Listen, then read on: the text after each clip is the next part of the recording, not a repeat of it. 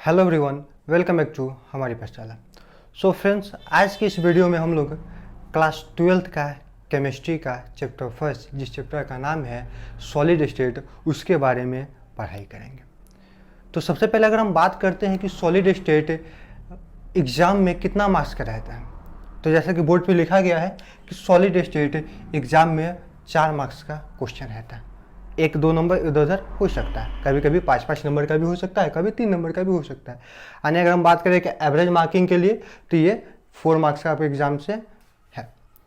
तो अगर हम बात करते हैं सॉलिड के बारे में, जैसा कि चैप्टर है इसके अंतर्गत में हमें पूरा सॉलिड के बारे में ही पढ़ना है, ठोस के बारे में पढ़ना है। तो पहले ये बात करते हैं कि ठोस होता क्या है। ये पता होना चाहिए कि ठोस होता क्या है, ठोस कहते किसे। तो ठोस जानने से पहले आपको ये पता होना चाहिए कि मैटर किसे कहते हैं, पदार्थ किसे कहते हैं, पदार्थ किसे कहते हैं। अगर पदार्थ पता है तो उसके बाद हम लोग एक एक करके क्लासिफाई करेंगे कि सॉलिड किसे कहते हैं, लिक्विड किसे कहते हैं और गैस किसे कहते हैं, सभी चीज़ों के बारे में एक एक करके। तो चलिए देखते हैं। सबसे पहले अगर पदार्थ के बारे में बात करें तो दुनिया का ऐसा कोई भी वस्तु जिसमें कुछ ना कुछ द्रव्यमान हो और जो स्थान घेरता हो, या जिसे हम लोग कह सकते हैं, जिसे हम लोग अनुभव करते हो, वो पदार्थ कहलाएगा। यानी हम कह सकते हैं, अगर हम डिफिनेशन कहना चाहे, कि वह जो स्थान घेरता हो, वह जो स्थान घेरता हो तथा जिसमें द्रव्यमान हो और जिसे अनुभव किया जा सके, जिसे अनुभव किया जा सके, उसे हम लोग क्या कहेंगे, पदार्थ कहेंगे। यानी कैसे कि दुनिया का ऐसा कोई भी वस्तु दुनिया का, वो सब के सब क्या होगा, पदार्थ होगा। अगर हम बात करते हैं पदार्थ के प्रकार के बारे में, पदार्थ जो होता है कितने प्रकार का होता है, या हम कह सकते हैं इसे कितने भागों में वर्गीकृत किया गया, कितने भागों में तोड़ा गया। तो पदार्थ को जनरली हम लोगों को 3 भागों में पढ़ना है, हालांकि तोड़ा गया 5 भागों में। पदार्थ के 5 अवस्था होते हैं। अगर हम बात करते हैं तो कौन कौन से 3 अवस्था होते हैं, तो सबसे पहला होता है सॉलिड, यानी ठोस।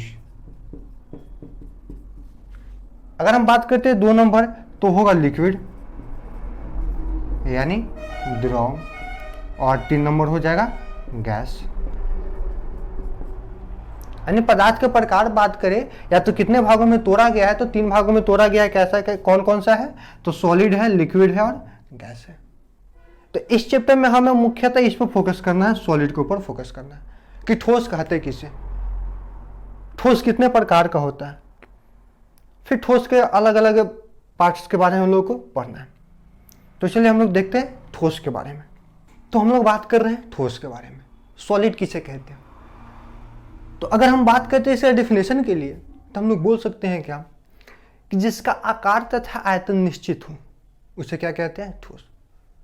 एक हद तक ये डेफिनेशन सही है, लेकिन अगर थोड़ा सा स्टैंडर्ड बढ़ाना चाहें तो हम ये भी बोल सकते हैं जिनके अणुओं के बीच, क्योंकि अगर हम बात करते हैं ठोस के लिए, तो ठोस ये सब, अगर मान लेते हैं कि कोई बॉक्स है, ठोस है, तो ये उसके अंदर में बहुत सारे छोटे छोटे अणु होंगे, आयन होंगे, परमाणु होंगे, बहुत छोटे छोटे अणु होंगे, जो कि आपस में एक दूसरे के साथ में जुड़े रहते हैं। तो हम लोग बोल कह सकते हैं ठोस का डिफिनेशन, कि जिसके अणुओं के बीच अंतर आणविक आकर्षण बल लगता हो, बहुत ज़्यादा लगता हो, यानी उच्च अंतर आणविक आकर्षण बल लगता हो, तथा जिसका आकार तथा आयतन दोनों निश्चित हो, उसे क्या कहेंगे, ठोस कहेंगे। तो हम लोग लिख सकते हैं कि जिसके अणुओं के बीच,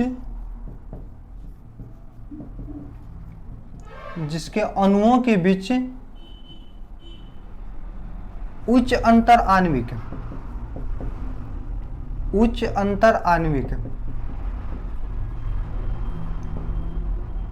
आणविक आकर्षण बल लगता हो,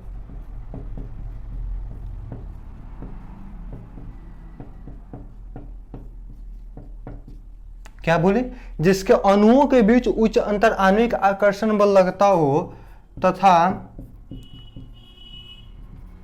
जिसका आकार तथा आयतन निश्चित हो। आयतन निश्चित हो।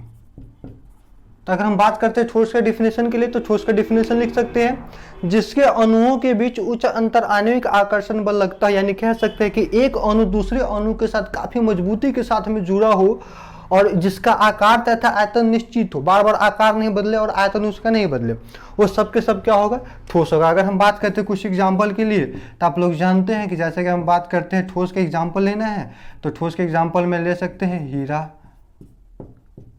सोना, चांदी, etc। बहुत सारे एग्जाम्पल, बहुत से ऐसा ठोस है। मार्कर के लिए बात करते हैं तो मार्कर भी एक ठोस ही है। तो ये हो गया ठोस कहते किसे।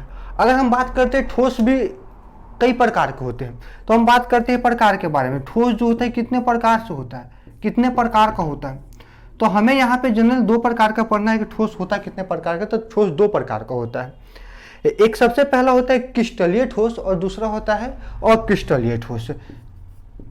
क्रिस्टलीय ठोस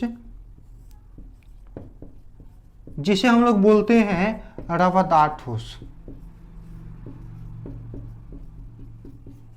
क्रिस्टलीय ठोस बोलिए या तो उसी को हम लोग बोल सकते हैं रवादार ठोस, और दूसरा अगर हम बात करते हैं तो इसी को बोलते हैं अक्रिस्टलीय ठोस।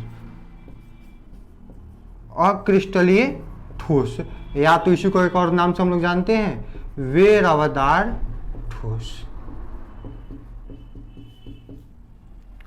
तो हम लोग देखें क्या कि ठोस किसे कहते हैं। तो ठोस के बारे में डिफिनेशन क्लियर हुआ, जिसके अणुओं के बीच उच्च अंतर आणविक आकर्षण बल लगता हो तथा जिसका आकार तथा आयतन दोनों क्या हो, निश्चित हो, उसे ठोस कहते हैं। अब ठोस में भी दो प्रकार का आ गया, एक सबसे पहला है क्रिस्टलीय ठोस जिसे रवादार ठोस के नाम से जाना जाता है, और दूसरा है अक्रिस्टलीय ठोस जिसे वे रवादार ठोस के नाम से जाना जाता है। तो अब लोग देखते हैं कि सबसे पहले क्रिस्टलीय ठोस किसे कहते हैं, रवादार ठोस किसे कहते हैं, फिर देखेंगे अक्रिस्टलीय ठोस किसे कहते हैं, वे रवादार ठोस किसे कहते हैं।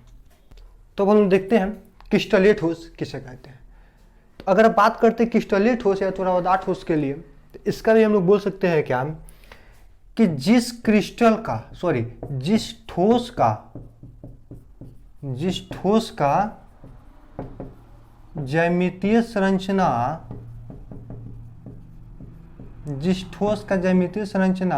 निश्चित हो, जिस ठोस का ज्यामितीय संरचना निश्चित हो, क्रिस्टलीय ठोस कहलाता है। क्रिस्टलीय ठोस कहलाता है, या तो हम लोग ये भी बोल सकते हैं कि रवादार ठोस कहलाता है। अब ये बात होता है कि ज्यामितीय संरचना क्या होता है, उसका स्ट्रक्चर कैसा है। अगर हम बात करते हैं कि अगर कुछ इसका एग्जाम्पल के लिए, यानी जैसे में अगर हम बात करते हैं जैसे हीरा ही ले लेते हैं, तब हीरा, अब इसका संरचना निश्चित है, ऐसा नहीं कि इसको अगर हम लोग दाबते हैं तो इसका स्ट्रक्चर कुछ अलग हो जाएगा या इसे घिस कर लमड़ा सकते हैं, ऐसा कुछ नहीं होने वाला है। इसका संरचना फिक्स हो गया है। हाँ, तोड़ने पर टुकड़ा में होगा लेकिन उसका भी संरचना कुछ ना कुछ फिक्स होगा। तो ये सब जितना भी होता है ये सब का सब कैसा ठोस होता है, तो रवादार ठोस ये कहिए या तो क्रिस्टलीय ठोस कह सकते हैं। जैसे अगर हम बात करते हैं और भी एग्जाम्पल, सोना हो गया, चांदी हो गया, ये सब के सब कैसा ठोस है, क्रिस्टलीय ठोस है। और इसे एक और नाम से हम लोग जानते हैं, जैसे एरो देख लिख सकते हैं हम कि यह वास्तविक ठोस होता है, यह वास्तविक ठोस होता है। क्वेश्चन इस प्रकार से भी कहा जा सकता है कि वास्तविक ठोस किसे कहा जाता है, तो किसे कहा जाता है, क्रिस्टलीय ठोस को कहा जाता है, या तो कह सकते हैं कि रवादार ठोस जो होता है एक वास्तविक ठोस होता है। ये तो रहा क्रिस्टलीय ठोस के बारे में। अगर हम बात करते हैं कि अक्रिस्टलीय ठोस किसे कहते हैं, अक्रिस्टलीय ठोस किसे कहते हैं, या तो इसी को हम लोग बोल सकते हैं कि वे रवादार किसे कहते हैं, वे रवादार ठोस किसे कहते हैं। तो जैसा कि अभी हम लोग देखे हैं कि क्रिस्टलीय ठोस किसे कहते हैं, तो इसमें क्या बोला गया है कि जिस ठोस का ज्यामितीय संरचना निश्चित हो, तो बस इसमें जस्ट अपोजिट करेंगे, कहेंगे क्या कि जिस ठोस का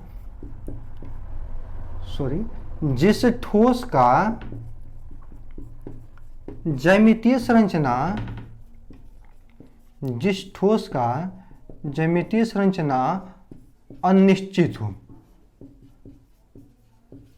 अनिश्चित हो क्या कहलाता है, अक्रिस्टलीय ठोस कहलाता है।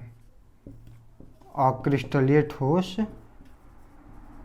कहलाता है, या हम बोल सकते हैं कि वेरावदार ठोस कहलाता है। अब इसका अगर हम बात करते हैं कुछ एग्जाम्पल के बारे में, तो कौन कौन सा एग्जाम्पल होगा जो कि हो सकता है कि अक्रिस्टलीय ठोस का उदाहरण हो। तो सबसे पहला इसका आता है कि रबर, क्योंकि जो रबर है इसका ज्यामितीय संरचना कोई फिक्स नहीं होता, अगर उसको लमड़ाते हैं तो लमड़ भी जाता है, अगर इसे दाबते तो दब भी जाता है, रबर हो गया। अगर हम बात करते हैं चमड़ा, तो चमड़ा को भी लमड़ाएंगे तो लमड़ जाता है, यानी इसका हम बोल सकते हैं कि ज्यामितीय संरचना इसका भी कोई फिक्स नहीं है, बदलते रह रहा है, परिवर्तन हो रहा है बार बार। इसी तरह और कुछ भी एग्जांपल हो सकते हैं, इसे कह सकते हैं। यानी हम दोनों में अगर क्लियर हुआ तो इसे एक और हम ये भी बोल सकते हैं, यह जो होता है काल्पनिक ठोस होता है। यह कैसा ठोस होता है? काल्पनिक ठोस होता है। तो क्वेश्चन यहाँ से बहुत हो सकता है, क्वेश्चन ये भी कह सकता है कि वास्तविक ठोस किसे कहते हैं, तो वास्तविक ठोस किसे कहते हैं? क्रिस्टलीय ठोस को कहा जाता है। अगर हम बात करेंगे काल्पनिक ठोस के लिए, तो काल्पनिक ठोस किसे कहेंगे? और क्रिस्टलीय ठोस को काल्पनिक ठोस कहते हैं। और दोनों का एग्जाम्पल से आपको ये भी क्लियर हो गया होगा कि अब एक्चुअल में क्रिस्टलीय और अक्रिस्टलीय ठोस कहते किसे हैं। अब यहाँ से एक और क्वेश्चन आ सकता है क्या कि क्रिस्टलीय ठोस और अक्रिस्टलीय ठोस में अंतर बता दीजिए, कोई 2-4 अंतर हो जो कि इसमें हो तो उसमें नहीं हो, दोनों के बीच में डिफरेंट है, कि क्या क्या हो सकता है कि क्रिस्टलीय ठोस और अक्रिस्टलीय ठोस में अंतर। तो चलिए देखते हैं उसके बारे में कि क्रिस्टलीय ठोस और अक्रिस्टलीय ठोस में अंतर। तो एक तरफ क्रिस्टलीय ठोस लिखते हैं, दूसरी तरफ अक्रिस्टलीय ठोस लिखते हैं। अगर हम बात करते हैं पहला दोनों के बीच में डिफरेंट के क्या हो सकता है डिफरेंट, तो क्रिस्टलीय में क्या होगा, या अगर हम बोल सकते हैं कि इसका ज्यामितीय संरचना निश्चित होता है, इसका ज्यामितीय संरचना निश्चित होता है। आप लोग पूरा लिख सकते हैं कि क्रिस्टलीय ठोस का ज्यामितीय संरचना निश्चित होता है। अगर हम बात करें कि अक्रिस्टलीय के लिए, तो इसके भी एक नंबर में लिख सकते हैं कि इसका जो ज्यामितीय संरचना होगा वो कैसा होगा? अनिश्चित होगा। ज्यामितीय संरचना अनिश्चित होता है, अनिश्चित होता है। एक एक हो तो ज्यामितीय, सॉरी यहाँ पे लिख सकते हैं हम लोग, ज्यामितीय संरचना निश्चित होता है ना, उसमें ज्यामितीय संरचना अनिश्चित होता है। अगर हम बात करते हैं 2 नंबर के लिए कि दोनों के बीच में और क्या डिफरेंस होता है, तो हम लिखाए थे क्या कि क्रिस्टलीय ठोस जो होता है वो वास्तविक ठोस होता है, रियल ठोस होता है, यानी हम लिख सकते हैं कि यह वास्तविक ठोस होता है,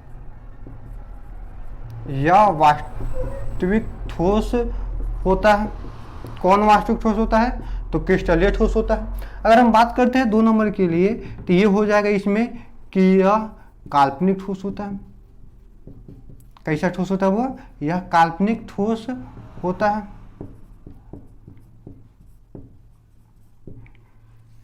यह वास्तविक और यह काल्पनिक। अगर हम बात करते हैं कुछ और एग्जाम्पल के लिए दोनों के बीच में डिफरेंट निकालने के लिए, तो हम लोग एक और भी कह सकते हैं कि यह जो होगा, सॉरी यह नहीं, हम लिख सकते हैं यानी इसका मतलब किसका? क्रिस्टलीय ठोस का।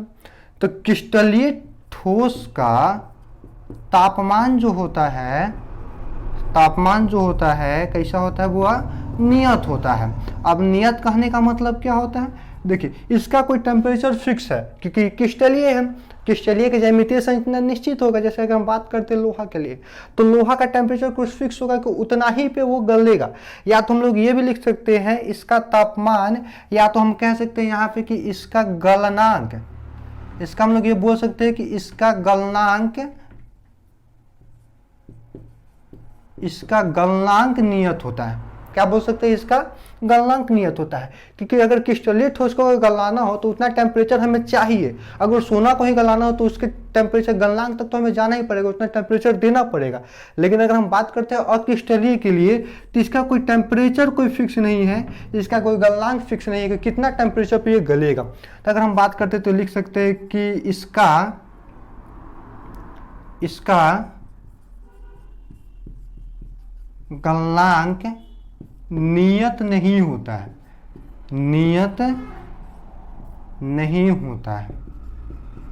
किसका गलनांक नियत नहीं होता है? तो अक्रिस्टलीय ठोस का गलनांक नियत नहीं होता है, क्रिस्टलीय ठोस का गलनांक नियत होता है। अगर हम बात करते हैं कि एक और दोनों के बीच में डिफरेंट बताइए, तो हम लोग ये भी बोल सकते हैं क्या कि इसे तोड़ने पर